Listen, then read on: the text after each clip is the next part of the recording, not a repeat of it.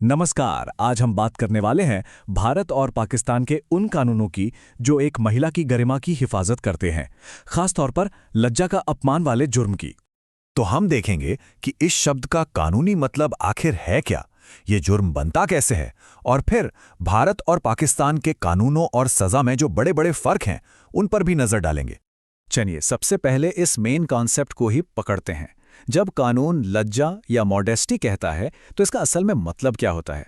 सुनने में ये शायद थोड़ा सब्जेक्टिव लगे है ना, लेकिन अदालतों ने इसे डिफाइन करने में दशकों लगाए हैं।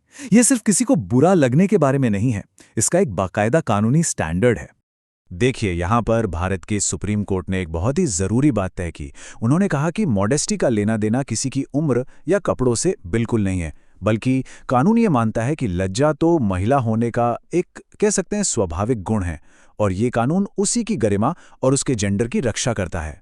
एक और लैंडमार्क केस ने इसी बात पर जोर दिया कि कानून एक महिला के जेंडर से जुड़ी गरिमा की हिफाजत करता है। और मजे की बात यह है कि इस जुर्म के लिए कोई फिजिकल एक्ट मतलब कोई शारीरिक हरकत होना भी जरूरी नहीं है। तो फिर ये जुर्म बनता कैसे है?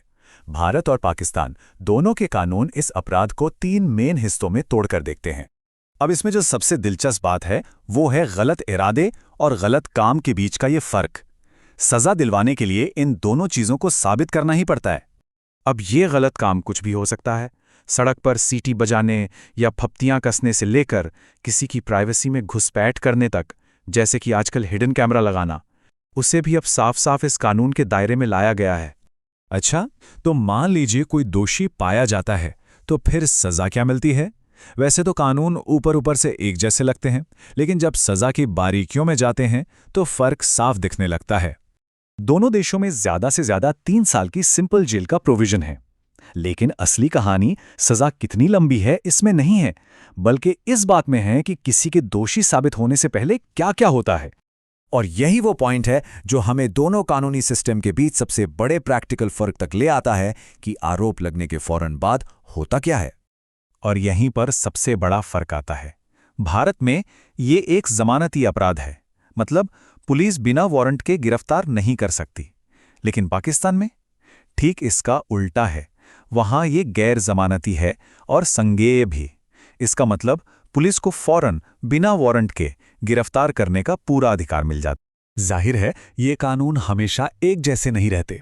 वक्त के साथ दोनों देशों ने नए जमाने की चुनौतियों से निपटने के लिए अपने कानूनों को अपडेट किया है, लेकिन दोनों ने जो रास्ते चुने हैं वो काफी अलग हैं। भारत ने क्या किया?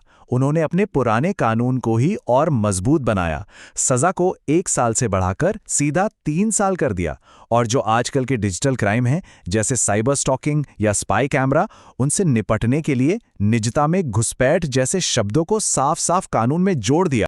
वहीं दूसरी तरफ पाकिस्तान ने एक अलग रास्ता अपनाया।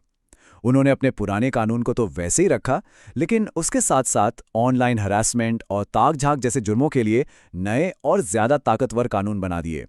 और इन नए कानूनों में सजा भी कहीं ज्यादा सख्त है। तो कुल मिला के बात यह है कि महिलाओं की गरिमा की रक्षा के लिए दोनों देश कमिटेड तो हैं, पर उनके कानूनी रास्ते और तरीके, जैसा हमने देखा, काफी अलग हैं।